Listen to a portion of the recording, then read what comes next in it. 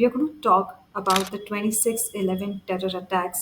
Now, 17 years since the dastardly terror attack on Mumbai, which killed over 175 people and injured over 300, the main conspirator has still not faced justice in India. While we have been able to extradite Mahabur Rana, who had played a comparatively small role in the 26/11 conspiracy, the prime accused, David Headley, is still out of bounds for India.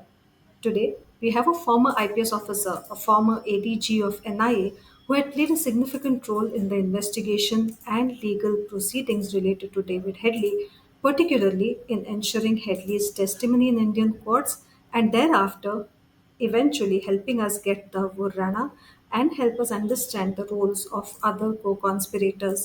Today, we piece together the story of the chilling details given by David Headley in one of the worst terror attacks in the world. And to do this, I have with me Atul Chandra Kulkarni. Sir, thank you so much for joining us today and giving us your precious time.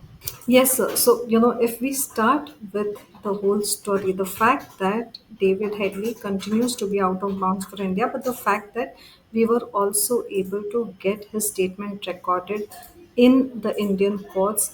If you could tell us the story of the whole sequence of events elaborately, please. Now, what happened is I joined the crime branch Mumbai in 2015 in the month of March, and thereafter immediately, since I knew Mr. Ujjwal Nikam very well, we started discussing about 26 and what all is kind of left out, what all needs to be pursued. And then of course he suggested and we laid our hands, we requested our counterparts in the US to send us the whole judgment in the case in which Headley was uh, found guilty by the US agencies, and he was put behind bars there. He was incarcerated on a longer term there. So when we got the judgment, we studied the judgment. It was a voluminous thing, almost 2,000 pages. And after that, we had a series of discussions, meetings, and then we decided our course of action.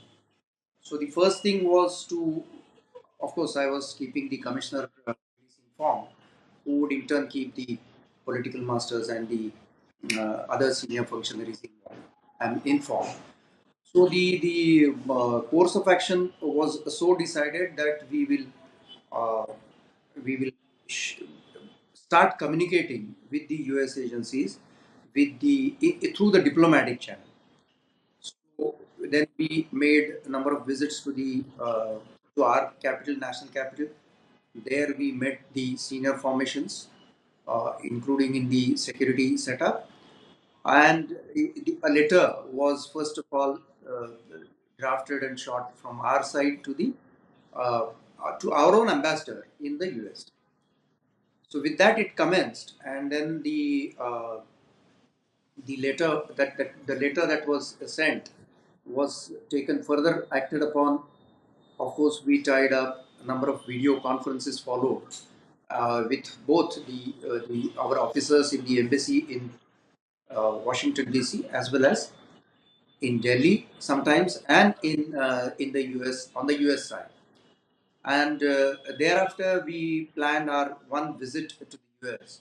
So the first visit was planned in August, and both of us flew down to the uh, US, and we had discussions with the US agencies, the involved persons there, as well as our embassy in Washington DC.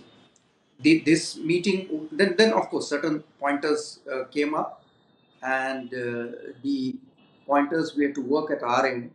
Also, it was kind of informally decided, because formal decisions had to wait for the approval from the respective top leadership. And informally, it was decided that we will be able to have Headley's evidence before the trial court in 26/11 trial. And then there were a number of things which had to be tied up. So we came back. We undertook we took several steps and then of course back to back the video conferences were going on.